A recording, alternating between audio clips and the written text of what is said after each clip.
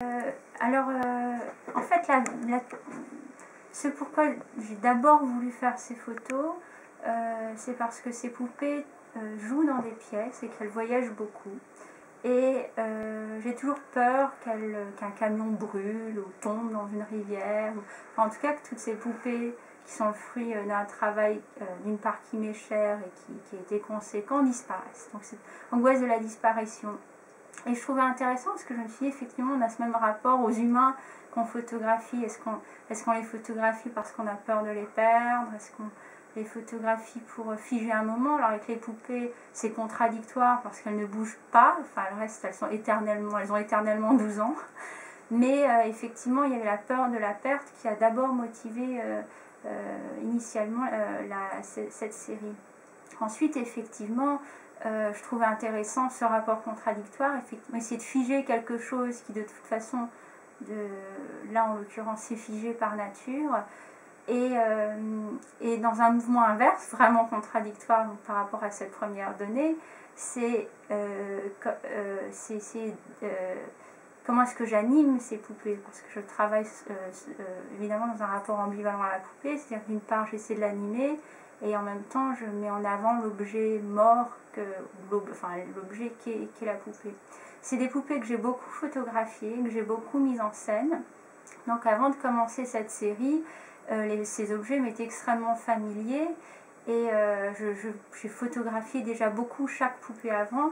Du coup pour cette série, je savais, par rapport à mes goûts et à mon intérêt, comment chaque poupée serait la plus vivante, serait la plus aguicheuse aussi d'une certaine manière sur la photographie.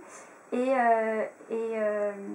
il me semble de manière curieuse que les photographies, le rendu de ces photos rend des personnages beaucoup plus vivants que quand on voit les poupées originales. C'est-à-dire que les poupées, effectivement, on projette naturellement une conscience sur ces poupées, mais quand on les voit photographiées, on peut même imaginer du mouvement parce que la photographie a figé la poupée. Et effectivement, je les ai un peu mal cadrées, j'ai simulé du mouvement pour la photographie, qui est effectivement une pure simulation parce qu'elles sont définitivement immobiles.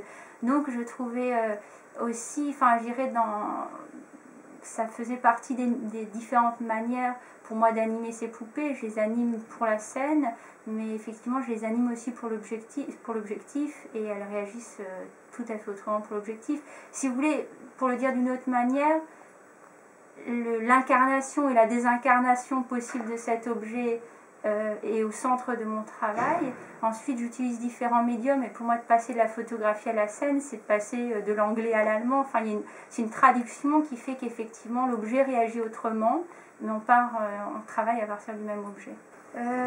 J'appelle ça plutôt des poupées ou des mannequins en général, parce que effectivement, ce sont des poupées de taille humaine. Donc c'est vrai qu'elles rappellent plus les mannequins que les poupées de par leur format, mais après la manière dont elles sont conçues sont plutôt elles sont articulées, elles sont plutôt conçues comme des poupées, mais rappellent plutôt des mannequins de par leur taille en réalité.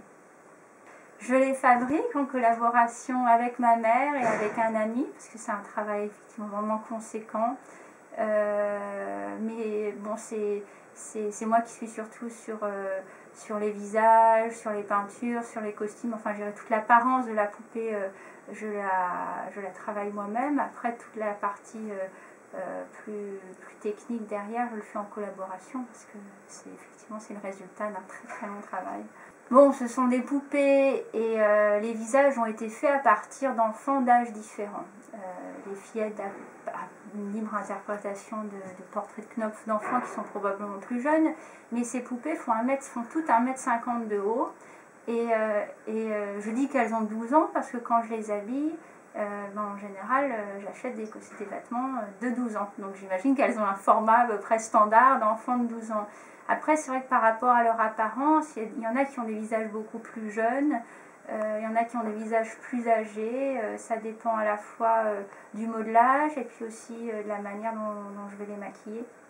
Donc c'est vrai qu'il y a quelque chose où, pour moi, c'est aussi comme une collection de papillons morts, c'est-à-dire épinglés, je trouve qu'on essaie de cristalliser à la fois à travers ces poupées le personnage de la Lolita, La petite de Lewis Carroll ou de Rob Grillet ou de Nabokov. Et à travers les garçons, eh bien, on a glissé vers ce que moi j'appellerais la Lolita masculine du XXIe siècle, qui est effectivement ce type de garçon qu'on peut trouver dans la littérature de Cooper, mais aussi chez d'autres artistes. Donc j'ai essayé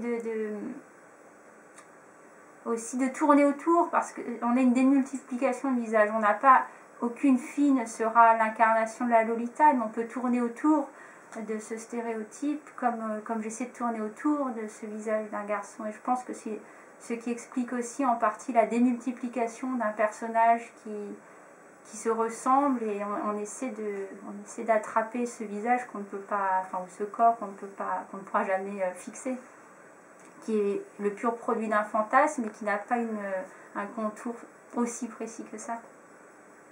Et les fillettes, je trouve, portent quelque chose de plus nostalgique parce qu'elles sont un peu plus intemporelles. Pour moi, c'est à la fois des fillettes qui pourraient être du XXIe siècle, mais qui pourraient être aussi des années 50.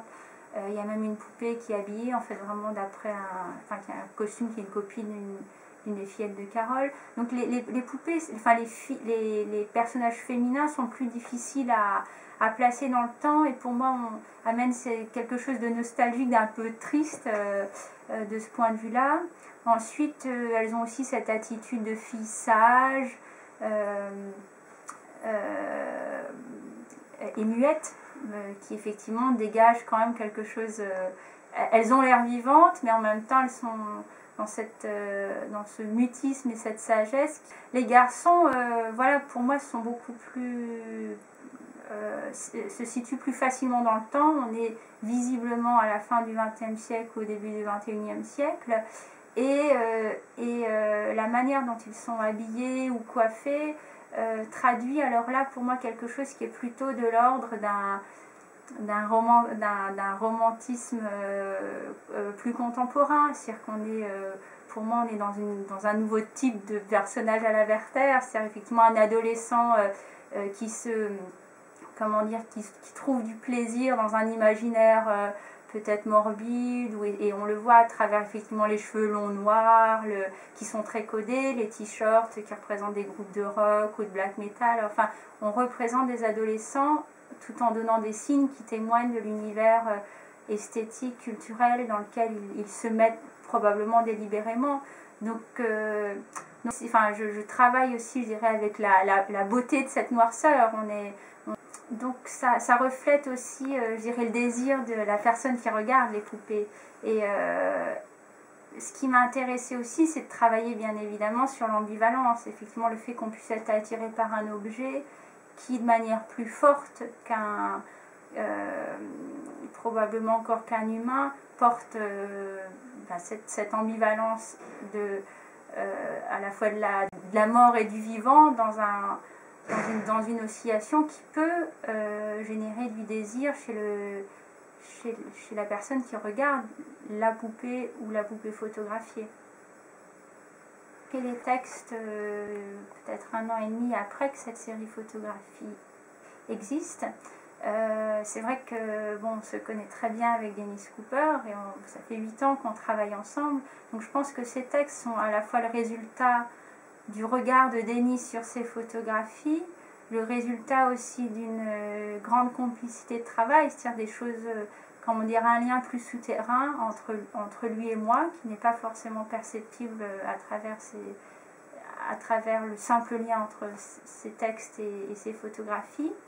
Et je dirais qu'on a probablement voulu être insistant sur le lien fort et la contradiction qui nous liait. C'est-à-dire on a effectivement 40 textes qui sont des montages de textes d'annonces écrits probablement par des gens assez jeunes, et on pourrait assez facilement lier chaque texte à une poupée.